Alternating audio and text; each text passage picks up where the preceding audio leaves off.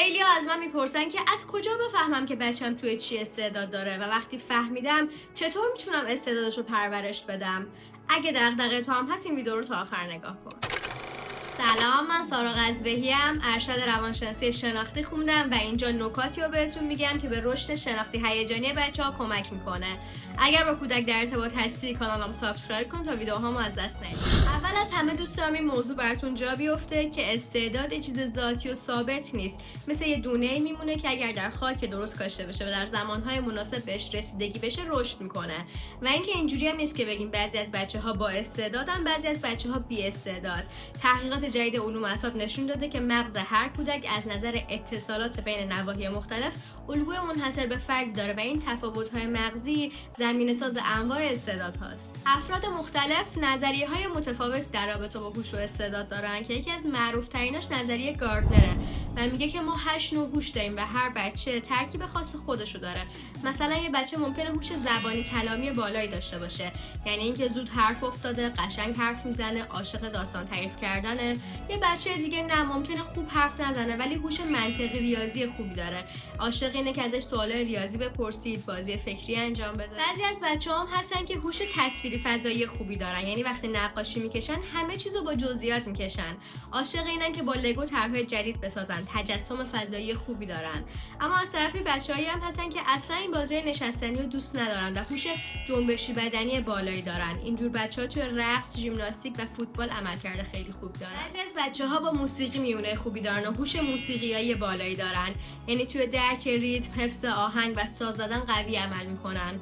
بچه‌هایی هم هستن که هوش طبیعت‌گرا دارن، عاشق حیوانات، گیاها، جنگل و دریا و اینا هستن. دو مدل دیگه هوش داریم به اسم هوش میان فردی و هوش درون فردی. کسی که هوش میان فردی خوبی داره میتونه با دیگران راحت ارتباط برقرار کنه و متوجه احساسات اونا میشه. کسی هم که هوش درون فردی بالایی داره به خوبی خودآگاهی داره نسبت به خودش و احساسات خودش رو میشناسه. تقریبا بین 3 تا 6 سالگی استعدادها خودشون رو به شکل علاقه و فعالیت‌های تکرار شونده نشون میدن. مثلا بچه‌هایی که عاشق ساختن چیزهای مختلفن احتمالاً هوش فضایی بالایی دارن. از 6 سالگی تا 9 سالگی این الگوها پایدارتر میشه و میتونیم عملکرد بچه‌ها رو در زمینه‌های مختلف با همدیگه مقایسه کنیم. از 9 سال به بالا هم آزمون‌های استاندارد و فعالیت‌های هدفمندی هستن که میتونیم علمی‌تر استعداد بچه‌ها رو ارزیابی کنیم. اینم حواستون باشه که قبل از 3 سالگی تقریبا هر علاقه موقتیه و بیشتر از روی تقلید یا کنجکاویه، نباید خیلی زود قضاوت کنیم. حالا ما از کجا بفهمیم که بچه ما استعدادش توی چه چیزی بیشتره؟ 3 تا منبع برای کشف استعداد هست. اولیش اینه که بیایم رفتارش رو در بازی‌های مختلف و زندگی روزمره مشاهده کنیم و ببینیم که توی چه کاری غرق میشه و زمان از دستش در میره، توی چه چیزی یادگیریش خیلی سریع‌تره، توی چه چیزی هیجان خیلی بالایی داره یا تمرکزش خیلی عمیق‌تره. دومی راه اینه که از اطرافیان مثلا دوست، آشنا، معلم، مربی این بازخورد رو بگیریم که حواست باشه بچه توی فلان چیز خیلی قویه. سومی راهش هم اینه که یه سری فعالیت‌های هدفمند براشون بذاریم و اونا رو در موقعیت‌های قرار بدیم که یکی از انواع هوش رو فعال میکنه. مثلا یه تصویری رو بهشون نشون بدیم و بهشون بگیم که یه داستانی براش تعریف کنن، یا اینکه دنباله عددی بهشون نشون بدیم و بگیم که الگوشو شناسایی کنن. خلاصه باید چیزهای مختلفی رو تست کنید تا ببینید که بچه توی چه کاری لذت بیشتری میبره و موفق تره. وقتی این قضیه رو فهمیدید باید شرایطی رو براش فراهم کنید که استعدادش بیشتر رشد کنه، یعنی بهش فرصت اینو بدید که تمرین‌های منظم بدون فشار شدید داشته باشه. دومین نکته که باید بهش توجه کنید اینه که بیشتر بیاید تلاش‌هاشو تشویق کنید، نه صرفا نتیجه‌ای که میگیره. مثلا بهش بگید که دیدم چقدر وقت گذاشتی تا این موسیقی رو یاد بگیری، به جای اینکه همش بهش بگید که آفرین چقدر قشنگ زدی. سومین نکته اینه که اونو در محیط‌های مناسب بذارید، چون استعدادها در تعامل با محیط شکوفا میشن. و چهارمین نکته اینه که استعدادها معمولا با هم دیگه ترکیب میشن، به این قضیه هم باید حواستون باشه. یه چیز دیگه که من از بعضی از والدین شنیدم اینه که میگن بچه ما به هیچ چیزی علاقه خیلی زیادی نشون نمیده، چیکار باید بکنیم؟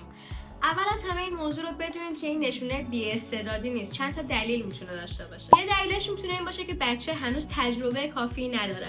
مثلا بچه‌ای که فقط موبایل دیده نمیتونه بفهمه که از کاردستی یا موسیقی خوشش میاد. راه حلش اینه که محیط رو براش غنی کنید، بستر تجربه‌های مختلف رو براش فراهم کنید. ممکن هم هست به دلیل اضطراب یا کمالگرایی پنهان باشه، یعنی بچه از ترس اینکه اشتباهی نکنه اصلا چیزی رو شروع نمی‌کنه. راه حلش هم اینه که بیاید فضای امن برای اشتباه کردن براش فراهم کنید و خودتون هم بیاید از اشتباهاتتون حرف بزنید. یا اینکه ممکنه شما فشار زیادی روش میذارید و اونو با دیگران مقایسه میکنید.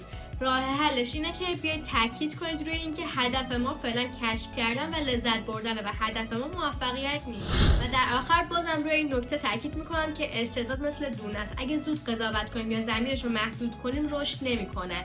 بهترین کاری که والدین میتونن انجام بدن اینه که بستر تجربیات مختلف رو فراهم کنن، نه اینکه مسیر بچه‌ها رو تعیین کنن. ممنون که تا اینجا همراه من بودید. اگر ویدیو براتون مفید بود با لایک و کامنت ازش حمایت کنید و ویدیو رو برای دوستانتون هم بفرستید تا ازشون استفاده کنن.